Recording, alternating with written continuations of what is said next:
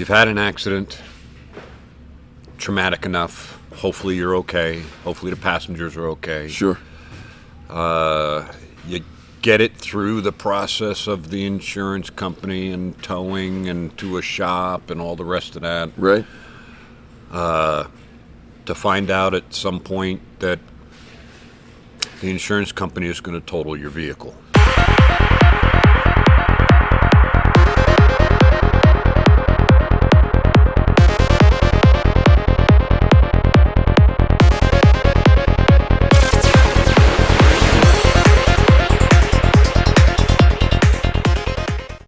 Hello, everybody, and welcome back to the airing of Grievances. It's very nice to have you along with us. My name is Reamer, and that is Robert Grieve, and it is a good day in the neighborhood. Amen. How you doing? Hanging in there. Hanging in there. All right. Hanging in there.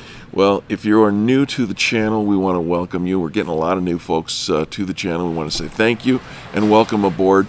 Secondarily, we want to make sure that if you see something that you like, don't forget to click the thumbs up. That helps YouTube understand that this is valuable content worthy of sharing. Speaking of sharing, they say sharing is caring, and we would appreciate it if you would copy the link and share that with your social media sphere of influence.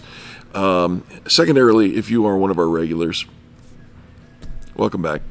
Thank you so much. We so appreciate the people who spend Saturday mornings with us, and we chat live with you during the premiere. That's the first airing. That happens at 9:30 a.m. every Saturday morning in the Mountain Standard Time Zone. And one more bit of housekeeping before we get into it. Rob, there's a new character on set with us today, and we call this the airing of Grievances, which is, for those of you who think, gosh, those guys really need to learn how to spell. I know that it's spelled wrong. However, the airing of grievances, that phrase comes from Seinfeld. And hold up what you got there, brother. Somebody gave you a new mug for the. Thank for you, the Joseph. Joseph said you have to have this, and we've got the yada yada yada on this side.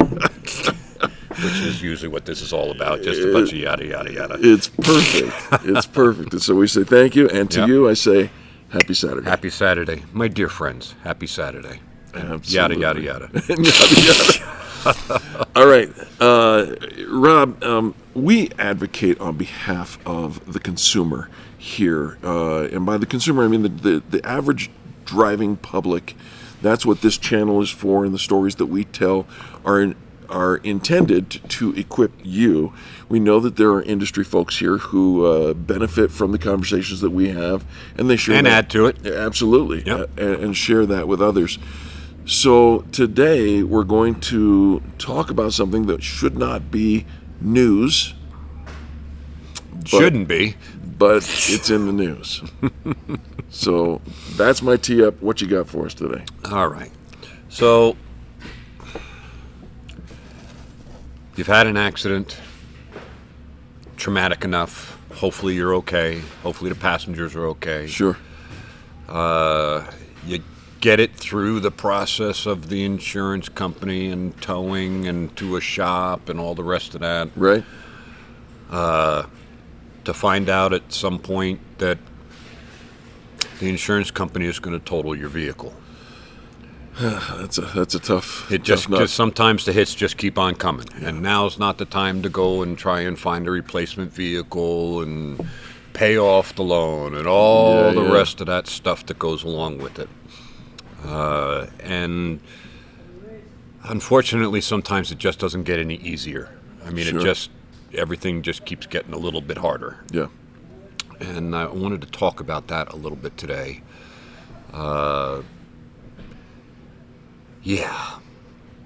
So, insurance company, not the shop, insurance company, they have the right to determine it's a total loss if they feel as though the value of the vehicle is going to be less than the value of the repairs. Okay. And the repairs can include rental cars and all sorts of other things. All associated all costs. Cost that goes in, maybe the best thing to do is to declare it a total loss, send it to the auction, pay you the value of the vehicle, and settle the claim and be done with it. Sounds reasonable, right? I read the article. Yeah, we're talking about an article that came out in Repair Driven News a few weeks ago. I believe Michelle's the one who wrote this one. Yep, thank you, Michelle. And it's talking about a bunch of lawsuits, believe it or not, over total loss evaluations. Okay. So when your vehicle is deemed a total loss, and you need to check the verbiage in your policy, and this is assuming that you're going through your own policy. If you're going through the other party's policy, Somebody who hit you. right, you don't have the same rights that you do if you're going through your own policy, because your own policy is your contract. Yeah. You don't have a contract with that third party, the person that hit you, Right. or their insurance company. Gotcha. And if they give you a valuation of your vehicle that is less than what you feel like it should be, and they won't move on that number, probably the best thing to do, the easiest and fastest thing to do, is to just stop that process, call your own insurance company and get them involved and let them handle it Okay. on your behalf. Because now you have rights. I mean, you can still go the other way and go through the lawyers and sue people and all the rest of that stuff. You're probably pretty exhausted at that point and want to just get closure, but you also want to get paid What it's worth. what it's worth. Yeah. And that's all over the board, depending on the vehicle, and the market is just crazy with used car prices. They're coming down a tad, but the other thing is that interest rates are going up. Right. So it's a tough time Sure. when all this stuff happens. And so the insurance company, let's just keep assuming that it's your own insurance company. Okay. They're going to send you an evaluation report, or if they just give you the numbers, then say, where did they come from? Okay. Where did you arrive at these numbers? Yeah. And then they're going to send you an evaluation report that will take your vehicle and compare it to several other vehicles. Okay. And, you know, there's some areas of adjustment, let's say, that you need to be aware of in these reports. That sounds very suspicious. I mean, I'm not the brightest bulb in the knife drawer, but Yeah. So, here's where you as a consumer come in, and you need to do your own due diligence to protect yourself. All right? If your vehicle is deemed a total loss, you need to let your fingers do the walking on the internet. Look up like NADA.com. They will give you a valuation of your vehicle. Kelly, Blue Book, you can dial in and, you know, they'll give you what they feel the valuation is. right. And even that is a little subjective. Sure it is. And you want to narrow down your search to like within 25 miles or whatever you don't want to go 3 states away to get the car, Because that can be because that's going to cost more money. yeah. So go to these sites and you always want to look at retail, not dealer trade-in. You want to look at average retail vehicle, and then you put in the condition, whether it's, you know, excellent or pretty good, Yeah. average, whatever the case may be. In Kelly, they don't kind of do it exactly that way. They want to know if you're trying to trade it in or if you're trying to sell it to a private party. That's the way you want to go, private party, Right. on that. And then fill in, you got to know what your vehicle is equipped with, but you generally know what your car has. It has a moonroof and upgraded radio system, blah, blah, blah, blah, blah. Right. Just check all the boxes with all the stuff that it has. And, Gotcha. mileage is important. Get the mileage in there. Don't do it without the mileage. Yep. And then that will give you a valuation. Sure. And I would do both. And then I would even go to Auto Trader where you're looking at live cars. Okay. and try to find the closest thing to your car with your mileage and your equipment and your condition and all the rest of that. If you look at those three numbers and it isn't relatively close to the number that they're offering you, that's where we put the brakes on. That's where we put the brakes on. So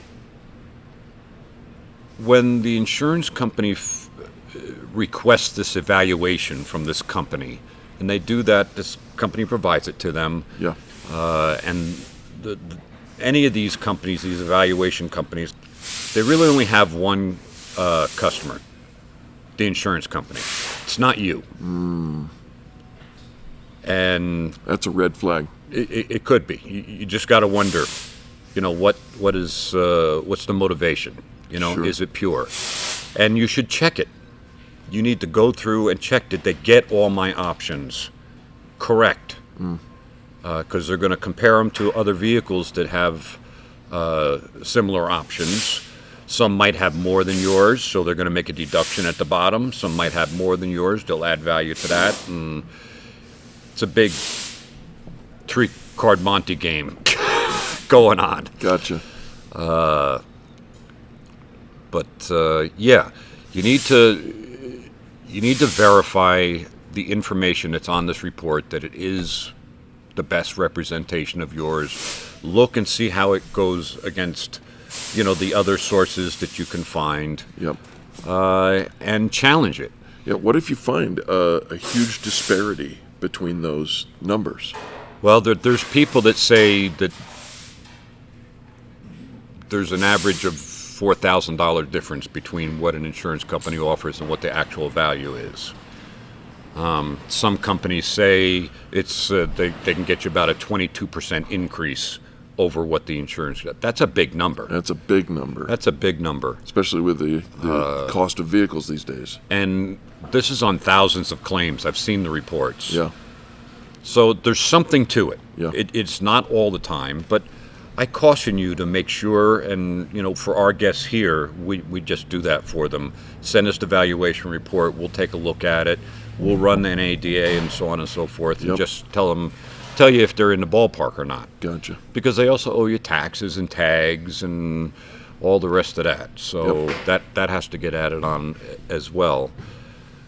But one of the things that I've found from time to time is that the comps, or the ones they're comparing it to, may or may not be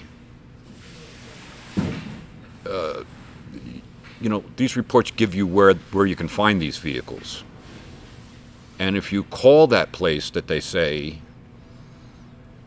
they have the vehicle, I've had guests tell me after they took my advice and called and checked on the vehicles, if they have them, or if they've been sold or whatever, they never existed there.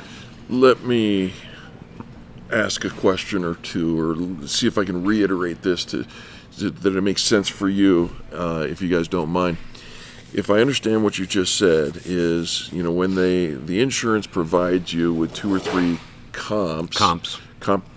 comparable valuations for similar vehicles, to come up with the price for yours, the settlement price, the actual cash value, you recommend that if you are the possessor of that report, that you actually call the locations where these comps are coming from. Yep. And ask about, do you have the vehicle? Is it still available? Can I look at it? What can you tell me about it? And you've heard of certain situations where they never had the car, which is a kind of a red flag to me. And so it's important that you do your due diligence in so many different ways, and it doesn't need to be this hard, but it is this hard. Yeah. And it's all about money. And it's about who gets to keep the money. Mm-hmm. Do you get to keep the money, or does the insurance company get to keep the money? And you know what?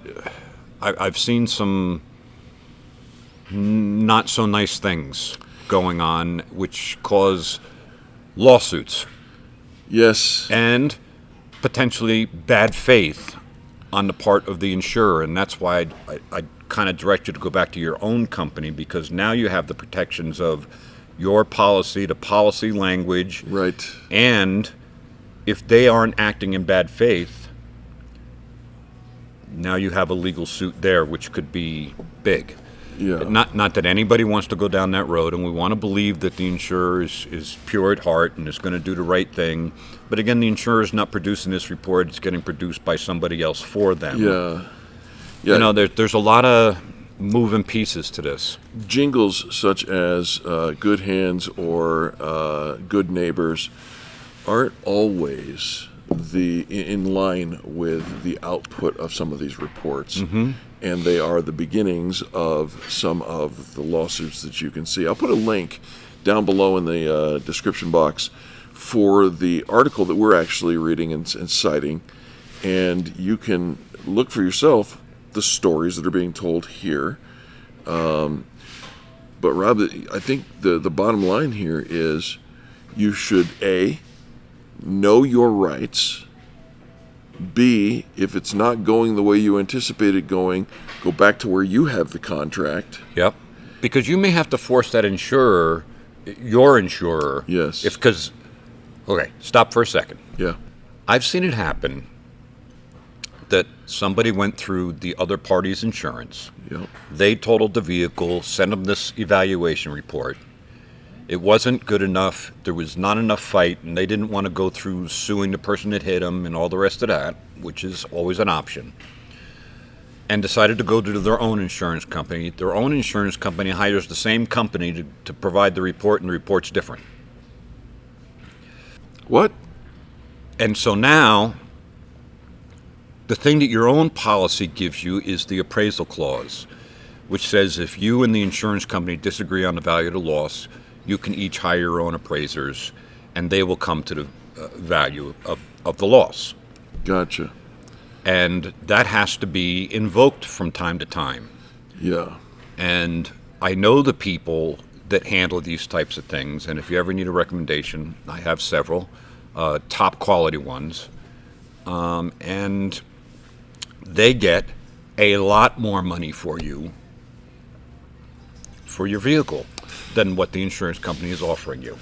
We have made at least one video on the appraisal clause. You can find that link up here or down below in the description box. And we've also written about it on our website. And here is our website. You just go to the resources tab and drop down to the blog. You can find that link there. You always have to be in control. You always have to be in control of the situation. Yeah. It's always nice to have good help surrounding you. Sure. To point you in these directions.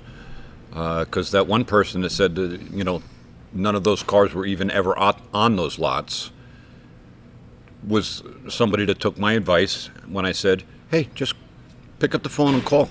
Check out those vehicles. And he's like, Rob, not a one of them had it. Ever had it. And Wow. I'm like, oh boy. That kind of calls that report into question. You think? In my opinion. Yeah. So you got to do your homework. You got to be in control. You need to read this stuff and be actively involved and get a team on your side. Yeah. And we have plenty of people that will take a look at a situation like that. Not going to charge you anything. Just tell you if you've got something working here and that it would benefit you to hire them to get you that extra money. It's good counsel. So that's what I got for today. It's important.